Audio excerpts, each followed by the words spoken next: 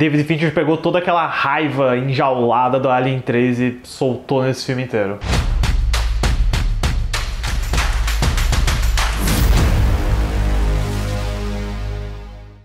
Olá, fãs da Sétima Arte, meu nome é Lucas Nascimento e esse é o Lucas Filmes, e hoje eu tô aqui para falar sobre Seven, os 7 Crimes Capitais, filme de 1995 que continua o nosso especial sobre o David Fincher. Mas antes eu pedi para você curtir esse vídeo, se inscrever no canal e ativar o sininho para não perder a notificação dos próximos vídeos. Bom, chegamos aí a um dos filmes mais importantes da carreira do Fincher. Eu acredito que na cabeça dele ele gosta de pensar que esse é o primeiro longa de verdade dele depois daquela experiência traumática com Alien 3. Mas vamos voltar para as origens de Seven, os 7 Crimes Capitais, que começam na década de 80 com o aspirante a roteirista Andrew Kevin Walker. Ele conta que a ideia do projeto do Seven veio quando ele se mudou da Pensilvânia para Nova York e ficou meio que chocado com a diferença de habitação, de sociedade, em como a onda de crime, de drogas, de prostituição era muito alta na cidade, e ele começou a imaginar essa história onde um assassino se basearia nos chamados pecados capitais. Ele teve a ideia desse roteiro enquanto ele trabalhava na Tower Records. Ele diz que levou vários anos até ele conseguir escrever o roteiro, para conseguir viver da arte, né? Como vários roteiristas naquela época e também nos dias de hoje, ele estava atrás de um conceito que ele conseguisse vender fácil para vários estúdios. E ele imaginou serial killer com pecados capitais. Então serve. A primeira produtora que fechou um acordo com o Walker foi a italiana Pentafilm, que hoje nem existe mais. E enquanto eles fecham um contrato com o Walker, eles também negociam com o diretor Jeremiah Chet, que tinha feito Férias Frustradas de Natal e estava buscando um projeto mais sério, algo mais dark. Ele gosta do roteiro, mas ele não é muito fã do final, que ele considera muito sombrio e muito pesado. E complicações com o final certamente não vão abandonar esse projeto até o lançamento dele. Esse final seria um motivo de discordância tão grande que o Walker conta que ele chegou a escrever 13 versões diferentes do roteiro, todas elas com alterações e mudanças no desfecho da história. Esse vai e vem reescritas de roteiro acabaram expirando o contrato da Penta com o Walker e ele acaba levando o projeto agora para New Line Cinema, que na época tinha o Michael De Luca como gerente de produção. Hoje ele é co-presidente da Warner Bros, né, na parte de cinema, e eles chegam a apresentar esse roteiro para o Guillermo del Toro, mas ele também acha que é muito dark, até um certo ponto em que o agente de um certo David Fincher pega esse roteiro e leva para o diretor. Agora, o Fincher estava numa situação onde ele não queria mais saber de cinema depois do Alien 3, ele queria ficar numa boa, dirigindo os comerciais, dirigindo o clipe da Madonna, mas ele acaba lendo o roteiro do Seven e apesar dele também achar bem perturbador, bem sombrio, ele gosta muito da construção da história e especialmente do final. A questão é que o Fincher leu o roteiro original do Walker, ele não chegou a ler nenhum dos outros 13 drafts de roteiro diferente.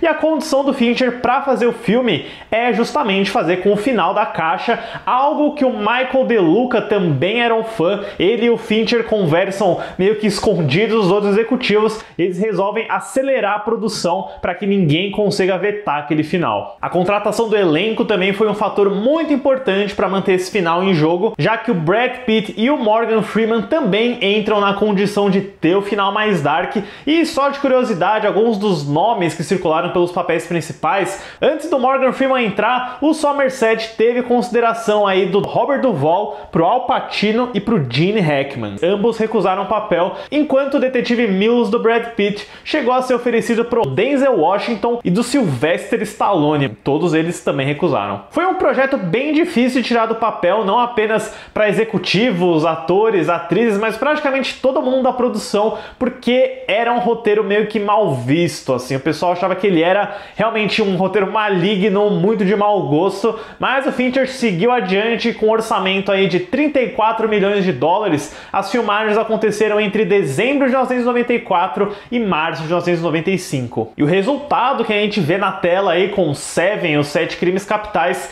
é realmente tudo isso. Ele é perturbador, ele é sombrio, ele é pessimista pra caramba, mas ao mesmo tempo ele também é um dos melhores filmes do gênero policial e serial killer de todos os tempos. A história do filme acompanha a investigação do detetive veterano Somerset, vivido por Morgan Freeman, e do recém-transferido Mills, vivido por Brad Pitt. Juntos, eles investigam uma série de assassinatos hediondos, cometidos por um psicopata inspirado pelos 7 crimes capitais. Eu tenho uma história curiosa com o Seven, porque eu já sabia o filme inteiro muito antes de eu assistir, porque quando eu era mais novo, né, meio pré-adolescente, criança, o meu cunhado contou a história do filme inteiro, mas como se fosse um formato de história de terror, sabe? Quando a gente é criança e escuta de alguém história de terror à noite. Então eu ouvi a história inteira, todos os elementos, o final da caixa, e eu fiquei absolutamente maravilhado. Eu falei, caramba, que baita história, que excelente reviravolta, e demoraria alguns anos até eu assistir o filme inteiro. E eu inclusive lembro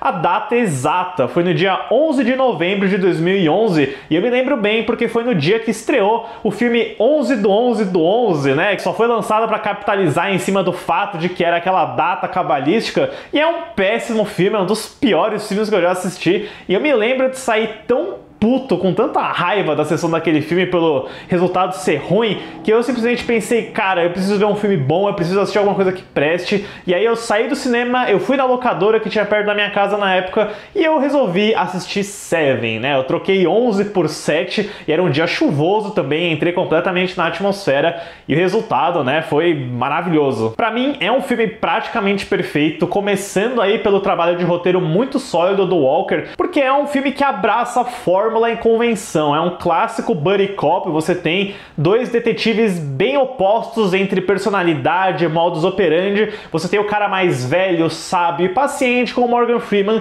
e o detetive que é mais esquentado, impulsivo, mais bem-humorado do Brad Pitt, e eu acho que é uma química muito boa entre eles. Eu acho que, né, na clássica tradição de filme policial, eles começam em polos bem opostos, mas eles acabam se aproximando, eles acabam se tornando amigos. O Somerset, obviamente, vira uma figura de mentor, e é bacana também ver como eles são conectados através da Tracy, a esposa do Mills, vivida pela Gwyneth Paltrow, porque ela é basicamente a luz desse filme inteiro, ela é a personagem mais positiva, que tem mais esperança, que é meio que a vela nessa grande escuridão que é o Seven, o que, né, só torna o final do filme mais devastador ainda. E eu acho que funciona muito bem. Eu adoro a cena do jantar dos três lá. É um dos únicos momentos de humor sendo libertado nesse filme inteiro. A trama é bem procedural, com um corpo sendo descoberto atrás do outro, sendo bem dividido aí em dias da semana. A gente tem a demarcação de tempo, onde você tá literalmente nessa cidade aleatória, onde a gente nunca vê o nome. Ela meio que representa a grande metrópole urbana, sempre chovendo, sempre sórdida, é quase como se fosse uma Gotham City, só que muito pior. E o Walker tem uma criatividade bem macabra para imaginar os diferentes crimes e as formas como o assassino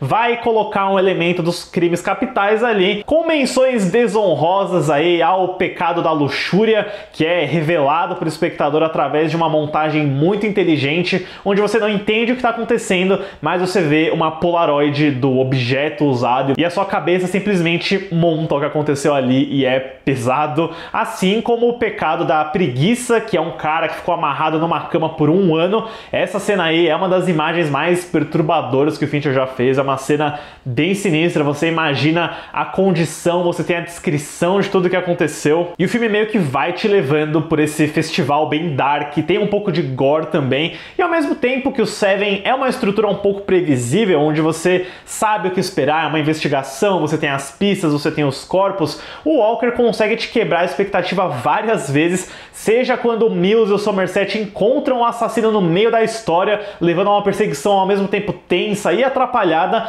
ou o próprio fato de que o John Doe, o assassino, né, que é interpretado pelo Kevin Spacey, se entrega pra polícia, ele anda até a delegacia e se entrega. E o Walker conta, né, que ele não queria dar nem a satisfação pro Somerset, pro Mills, de capturar o assassino. Ele simplesmente vai lá porque é parte do plano dele. E eu preciso falar também sobre como o David Fincher complementa brilhantemente esse roteiro, porque, né, o Fincher vem da experiência do Alien 3, onde ele foi capado, ele foi controlado pelo estúdio, ele não participou do corte final. Então, cada frame, cada cena do Seven é ele querendo falar, olha o que eu sei fazer, olha como eu consigo fazer um baita filme quando eu tô no controle. E eu realmente acho que o Seven é um dos melhores trabalhos de direção dele. Você tá sempre aprendendo algo sobre os personagens pelos enquadramentos, ele constrói tensão, terror, tem momentos de leveza entre os personagens, mas é mesmo essa atmosfera pesada. E eu acho que a chuva contribui muito para isso. O Fincher tem uma colaboração muito boa com o diretor de fotografia Darius Khondji, onde eles reforçam pra caramba o contraste, o nível de preto. É um filme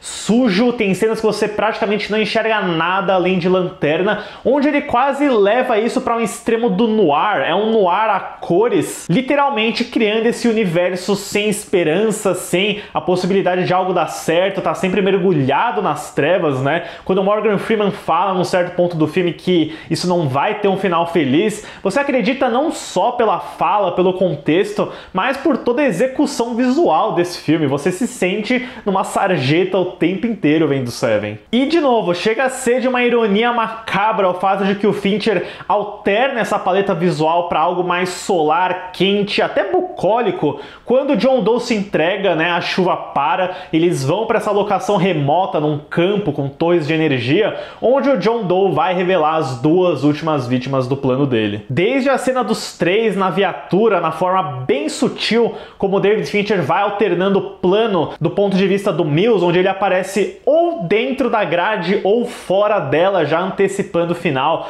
É uma aula de tensão, principalmente quando a gente chega no grande clímax, né, com a cena da caixa, com a revelação. E agora eu tenho que falar de spoilers, né, tenho que falar do final. Se você não assistiu Seven, dê um pause aí, pula essa parte aqui, porque quando a gente chega no desfecho do Seven, a gente descobre que o John Doe matou a Tracy, a esposa do Mills, e enviou a cabeça dela numa caixa para aquele ponto do deserto, revelando que o John Doe vai ser a vítima da inveja, porque o Mills vai se tornar a ira e matar ele. Então você tem esse dilema moral onde o Mills, se matar o John Doe, vai entregar exatamente o que ele quer, ele vai completar o plano dele, ele vai fazer a obra dos pecados capitais, e é simplesmente apavorante. O Mills mata o John Doe, é um final absolutamente aterrador, depressivo, e de novo é o final que nenhum executivo queria filmar. O Walker chegou a pensar em várias alternativas para isso. Tinha uma opção onde o Somerset ia entrar numa perseguição de carro para conseguir salvar a Tracy de alguma armadilha, de algum perigo. Tinha uma versão onde o Somerset matava o John Doe para meio que livrar o Mills disso. Uma outra onde o Mills atirava no Somerset e depois no John Doe. Acho que praticamente toda a variação possível